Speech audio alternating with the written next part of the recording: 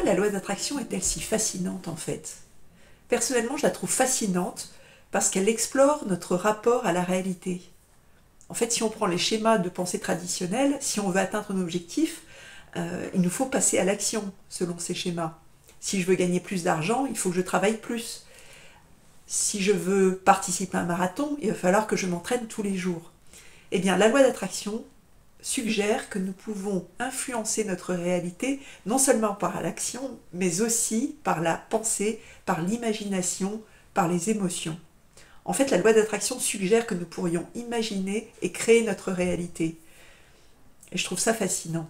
C'est presque sacrilège d'ailleurs, parce que ce pouvoir de création, normalement, est réservé au créateur, à une entité supérieure. Donc je trouve ça intéressant de l'explorer, surtout en ce moment, alors que l'intelligence artificielle est en train d'investir tous les domaines de la connaissance, de la rationalité. Ça semble intéressant d'explorer ce fameux pouvoir créateur et ce pouvoir de l'imagination. En fait, nous sommes très peu nombreux à exercer notre pouvoir créateur. Il y a très peu d'humains qui l'exercent. Même les inventeurs, les génies n'inventent rien en fait. Ils se contentent de découvrir les lois de la nature et de les appliquer. Alors il y a les artistes, ceux qui exercent une activité artistique. Donc ceux-là sont capables de créer, ils ont le droit de créer leur monde imaginaire. Il y a les saints, les faiseurs de miracles, mais ça ne nous concerne pas, nous, dans notre quotidien.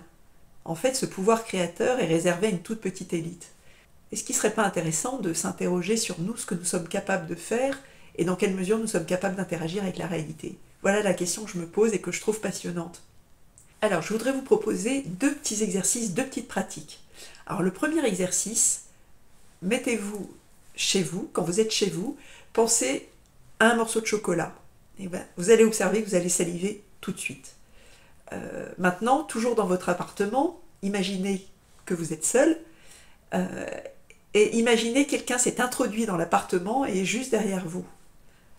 Eh bien, vous allez observer que votre rythme cardiaque augmente, même imperceptiblement. Donc, si nous pouvons agir sur notre corps rien que par une pensée, est-ce qu'on peut interagir sur la réalité par une pensée? Maintenant, je voudrais vous proposer un deuxième petit exercice, c'est de manifester un objet dans la réalité. Alors, commencez par choisir un objet, donc quelque chose de pas trop fréquent, enfin qui n'arrive pas tous les jours ni toutes les semaines, mais qui soit quand même possible pour que vous puissiez y croire. Donc mettez le focus sur cet objet, pensez-y quelques secondes, dites-vous que vous voulez le manifester, dites-le à voix haute pour vous faire entendre de votre inconscient, puis attendez quelques jours, laissez faire la réalité, laissez-lui même toute latitude pour manifester cet objet, que ce soit dans la réalité, mais aussi par des images ou par des films, parce que ça laisse plus de possibilités et que c'est plus facile pour nous d'y croire dans ce cas-là.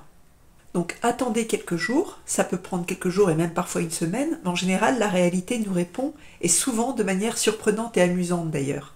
Donc amusez-vous d'abord avec des choses faciles, comme par exemple des formes, des losanges, puis passez à des choses plus complexes ou moins fréquentes. Par exemple, quand j'habitais Paris, j'ai voulu manifester une libellule.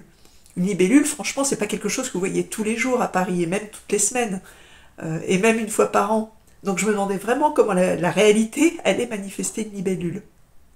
Je gardais l'œil ouvert, je guettais un petit peu partout, et bien figurez-vous que ça s'est manifesté quelques jours après. J'avais une randonnée de prévue en région parisienne, et je me suis retrouvée en bord de Marne, et j'ai croisé mes libellules. Ensuite, j'ai voulu tester avec une chanson, en fait. J'ai décidé de manifester une chanson de Bowie, qui s'appelle Wild is the Wind. Donc, quand je marchais dans les rues de Paris, je me demandais où j'allais, comment j'allais manifester cette chanson. J'étais aux aguets dès que je passais devant un café ou devant une boutique de disques. Eh bien, cette chanson, je l'ai manifestée quelques jours après, je vais vous dire comment. À l'époque, je suivais le petit journal de Canal+, en replay sur Internet. C'était avec Yann Barthès. D'ailleurs, à l'époque, je crois que c'était encore sur Canal+, c'était pas encore sur TF1. Et donc, ce jour-là, Yann Barthès avait un invité qui devait choisir sa chanson préférée. L'invité a choisi la chanson Wild is the Wind de Bowie et ils l'ont rejouée du coup. Voilà, donc je trouve que c'est une manière assez amusante de dialoguer avec la réalité. Donc je vous encourage à faire ce petit exercice Et tenez-moi au courant, je serais curieuse de savoir quels résultats vous obtenez. À bientôt!